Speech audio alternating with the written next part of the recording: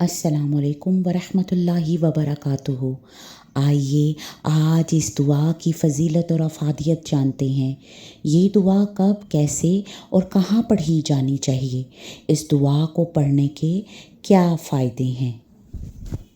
اللہم انی اعوذ بک من التردی والہدم والغرق والحریق وأعوذ بك أن يتخبطني الشيطان عند الموت وأعوذ بك أن أموت في سبيلك مدبرا وأعوذ بك أن أموت لذيذا۔ اے اللہ، بے شک میں گر کر مرنے، دب کر مرنے، ڈوب کر مرنے اور جل کے مرنے سے تیری پناہ مانگتی ہوں، اس سے کہ موت کے وقت شیطان مجھے اچک لے، اور میں تیری پناہ مانگتی ہوں اس سے کہ میں تیرے راستے میں پیٹھ پھیرتے ہوئے ماری جاؤں، اور میں تیری پناہ مانگتی ہوں اس سے کہ میری موت زہریلے جانور کے ڈسنے سے واقع ہو۔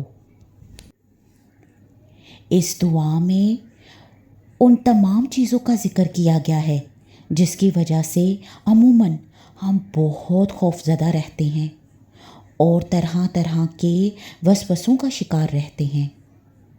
ایک عام چیز جس سے عام طور پر ہم نہیں ڈرتے اور وہ ڈرنے کے لائق ہے، اور ہم نہیں جانتے کہ اس کی دعا کرنی چاہیے کہ نہیں، لیکن اللہ کے رسول صلی اللہ علیہ وآلہ وسلم نے ہمیں دعا سکھائی کہ موت کے وقت شیطان ہم کو حق سے دور نہ کر دے۔ مسنون دعائیں پڑھنے کا دراصل یہی فائدہ ہے کہ وہ دعائیں بھی ہم کو منگوائی جاتی ہیں جن کے بارے میں ہمیں کوئی خبر بھی نہیں کہ یہ ہماری ضرورت ہے کہ نہیں۔ سانپ اور بچھو کے ڈسنے سے میں تیری پناہ میں آتی ہوں۔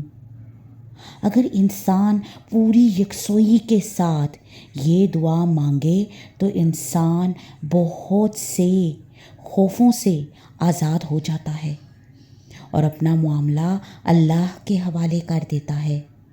انشاءاللہ الرحمن آج سے ہم اس دعا کو بھی اپنی روٹین میں شامل کرنے کی کوشش کریں گے۔